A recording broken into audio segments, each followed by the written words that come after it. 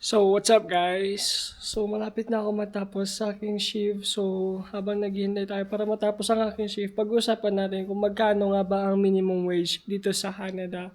So, for 2026, ang alam ko nag-increase for, hindi siya kalakihan guys, nasa 25 cents. Mostly ganyan lang naman ang tinataas eh. Pero depende yan. So, as of 2026 guys, for federal, so sa lahat ng mga nagtatrabaho sa government for sure, for April 1st, 2026, ang minimum wage nila dyan guys is $18.15.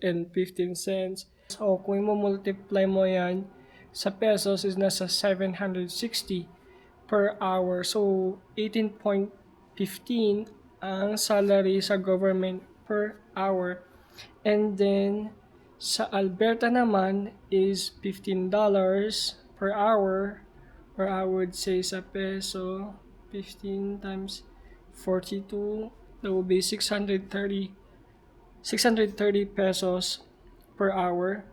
So sa British Columbia guys, ang minimum wage nila is 18.25 per hour. So yan yung minimum wage nila. Ang laki na, no? Pero sobrang mahal ng cost of living for sure. And then dito sa province namin guys, sa New Brunswick, ang uh, ang minimum wage dito guys is $15.90. So yan yung minimum wage dito guys, 15.90. And then Newfoundland and Labrador is nasa 16.35. Northwest Territories, 16.95, Nova Scotia, 16.75. So, itong mga pinagsasabi ko guys is rate for 2026 and per hour. Per hour ang bayaran dito. So, nasa Nova Scotia tayo. Ayun, Nova Scotia is 17 na sila for October 2026. And then, sa Ontario, 17.95 na sila per hour. Sa PEI, Prince Edward Island, 17 per hour. Quebec, since still 16.60. Saskatchewan is $15.35. And then sa Yukon is 18.51. So sa Saskatchewan guys, hindi ko alam kasi nakalagay dito is 2025 pa. So, yan yung minimum wage dito guys per hour. So, let's say kung dito sa province namin is 15 point, tama ba? Magkano ulit sa New Brunswick? Kung nasaan na ako guys is 15.90. So, 15.90 times 42 is 667 per hour ang sinasahod ko. Pero, ang sahuran dito guys is every minsan weekly, minsan bi-weekly.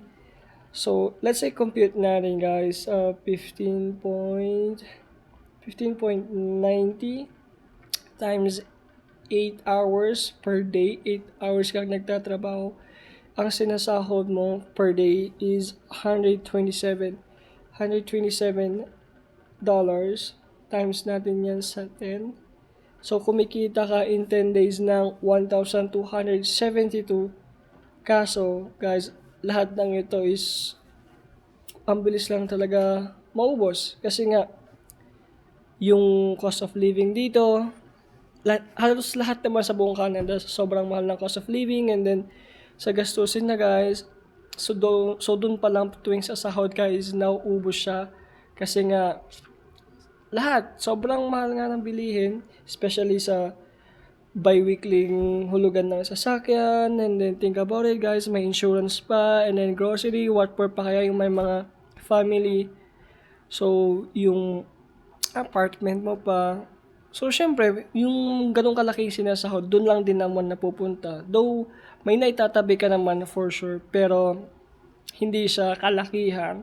Kasi baka nag-expect yung ibang tao dito na ang laki ng sinasahod mo, pero behind of that guys is dun lang din napupunta yung sinasahod namin. So, nakakatabi pa rin naman kahit pa paano kung tutusin. Pero, nasa tamang uh, balance lang, I would say. So, yan ang best way para makatabi ng pera dito sa Canada. Dapat i-maintain mo lang yung balance mo, especially sa gastusin, tapos sa savings. That's the best way. So I just want to share that knowledge of minimum wage here in Canada.